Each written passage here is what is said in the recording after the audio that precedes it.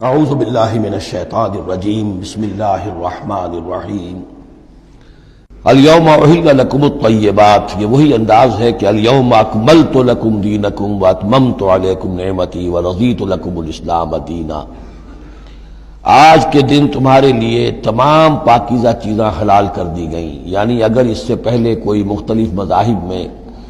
یہود کی شریعت میں حضرت یعقوب علیہ السلام کی بات پسند و ناپسند جو ذاتی تھی اس کی بنا پر کوئی رکاوٹیں ہو گئی تھیں، یا یہ کہ مشرکانہ جو اوہام تھے ان کی وجہ سے تمہارے ذہنوں میں کچھ الجھنیں تھیں، آج ان سب کو صاف کیا جا رہا ہے۔ الیوم احل لکم الطیبات، تمام صاف ستھری پاکیزہ چیزاں تمہارے لیے حلال ہیں۔ وطعام الذین اوتوا الکتاب حل لکم، اور ان لوگوں کا کھانا بھی کہ جنہیں کتاب دی گئی تھی تمہارے لیے حلال ہے۔ لیکن اس میں ظاہر ہونا چاہیے کہ ان کا کھانا کہ جو ظاہر بات ہے کہ اگر عیسائی سور کھا رہا ہوگا تو وہ ہمارے لیے حلال نہیں ہوگا، مطلب یہ کہ ان کا گوشت ذبح کیا ہوا اگر ہو حلال جانور کا تو وہ ہم کھا سکتے ہیں، جانور حلال ہو، اور نمبر دو کہ اسے ذبح کیا گیا ہو۔ وطعامکم حل لہم، اسی طرح تمہارا کھانا بھی ان کے لیے حلال ہے۔ والمحصنات من المؤمنات، اور تمہارے لیے شادی کرنا بھی حلال ہے ان سے بھی کہ جو خاندانی خواتین ہوں اہل ایمان میں سے۔ والمحصنات من الذین اوتوا الکتاب من قبلکم، اور خاندانی خواتین ان لوگوں کی کہ جنہیں کتاب دی گئی تھی تم سے پہلے، یعنی مسلمان مرد جو ہے عیسائی اور یہودی خاتون سے شادی کر سکتا ہے۔ اذا آتیتموہن اجورہن، جبکہ تم انہیں ادا کر دو ان کے مہر۔ محسنین، نیت یہ ہو کہ انہیں گھر میں بسانا ہے، مستقل ایک خاندان کا ادارہ وجود میں لانا ہے۔ غیر مسافحین، صرف شہوت رانی کے لیے نہیں، صرف مستی نکالنے کے لیے نہیں۔ ولا متخذی اخدان، اور نہ ہی کہ چھپی دوستی یاریاں بنانے کے لیے، کھلم کھلا نکاح ہو، ایک مسلمان مرد کسی عیسائی عورت سے، کسی یہودی عورت سے نکاح کر سکتا ہے۔ اس کے ضمن میں آج کل بہت سے اشکالات ہیں لوگوں کو، تو اس کے ضمن میں وضاحت کیے دیتا ہوں کہ جہاں تک تو شریعت کا اصل حکم ہے وہ تو یہ ہے، اور چونکہ شریعت محمد رسول اللہ پر پوری ہو چکی ہے، اب اس میں کوئی تغیر و تبدل نہیں ہو سکتا، لہذا اس کو منسوخ ہم نہیں کر سکتے، یہ تو قانون جو ہے قائم رہے گا، اور یہ اس کا جواز جو ہے، یہ اس کا جو کچھ لوگوں کو اس کے خلاف جو مصلحتیں نظر آتی ہیں وہ اپنی جگہ پر صحیح ہیں، لیکن اس کے باوجود قانون کو بدلا نہیں جا سکتا۔ اگر ایک خالص اسلامی ریاست ہو تو کچھ عرصے کے لیے کسی ایسی اجازت کو موقوف کیا جا سکتا ہے، جیسے حضرت عمر رضی اللہ تعالیٰ عنہ نے ایک زمانے میں جبکہ قحط پڑا ہوا تھا تو قطع ید کی سزا جو ہے، چوری پر ہاتھ کاٹنے کی سزا کو موقوف کر دیا تھا۔ یہ حالات ایسے ہیں۔ اسی طرح سے عارضی طور پر کسی حکم میں، کسی ایگزیکٹو آرڈر کے ذریعے سے، اسلامی حکومت کے کسی عارضی حکم کے ذریعے سے کوئی پابندی لگ سکتی ہے۔ مثلا چونکہ صورتحال یہ ہے کہ مسلمان مردوں کو اجازت ہے عیسائی اور یہودی عورتوں سے شادی کی، مسلمان عورت کی شادی نہیں ہو سکتی کسی بھی عیسائی یا یہودی مرد سے۔ اب اس کی کیا علت ہے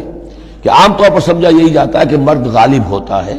لہذا اس کا امکان ہے کہ وہ اپنی بیوی کو سیدھے راستے پر لے آئے گا، نہ یہ کہ اس کی بیوی اسے غلط راستے پر لے جائے گی۔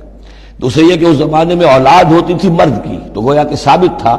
کہ جو اولاد ہوگی وہ ماں پر نہیں ہوگی، عیسائی نہیں ہوگی، یہودی نہیں ہوگی، بلکہ وہ مسلمان ہوگی۔ دوسرے اس وقت مسلمانوں کا غلبہ ہو گیا تھا،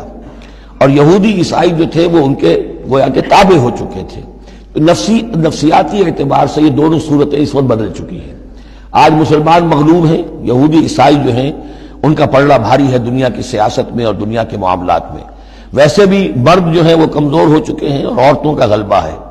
اس حوالے سے مناسب یہی ہے کہ یہ شادیاں نہ ہوں، لیکن حرام ان کو ہم نہیں کہہ سکتے۔ البتہ کوئی اگر اسلامی ریاست کہیں قائم ہو جائے تو پھر وہ وقتی طور پر، جب تک کہ حالات میں کوئی اور تبدیلی نہ ہو جائے، مصلحتوں کے پیش نظر اس اجازت کو عارضی طور پر منسوخ کر سکتی ہے۔ وَمَن يَكْفُرْ بِالْإِيمَانِ فَقَدْ حَبِطَ عَمَلُهُ، تو جس شخص نے ایمان کے ساتھ کفر کیا اس کے تمام اعمال حبط ہو گئے۔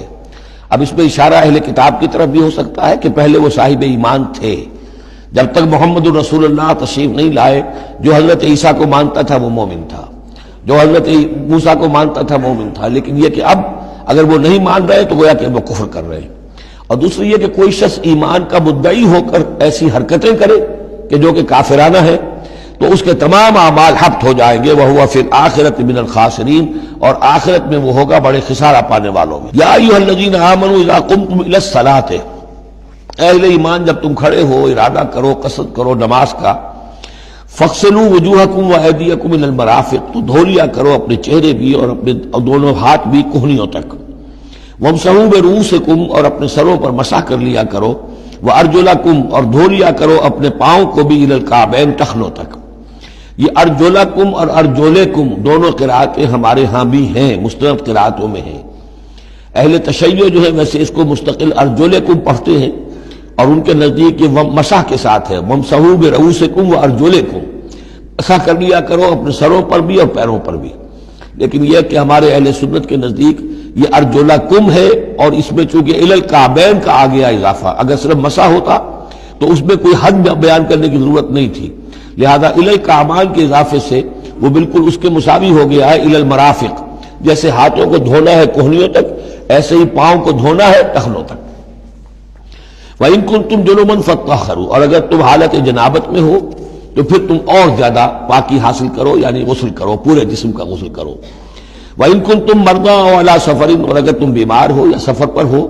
اور جاء أَحَدٌ مِّنكُم مِّنَ الْغَائِطِ، یا کوئی تم میں سے کسی نشیبی جگہ سے ہو کر آئے، عام طور پر قضاء حاجت کے لیے لوگ نشیبی جگہوں پر جاتے تھے،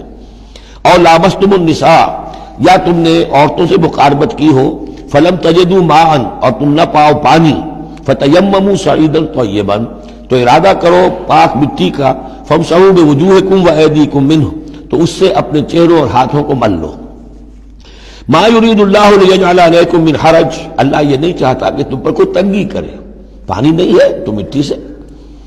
ولکن یرید لیطہرکم، لیکن یہ ضرور چاہتا ہے کہ وہ تمہیں پاک کرے، ولیتم نعمتہ علیکم، اور تم پر اپنی نعمت کا اتمام فرمائے، لعلکم تشکرون، تاکہ تم شکر کا حق ادا کر سکو۔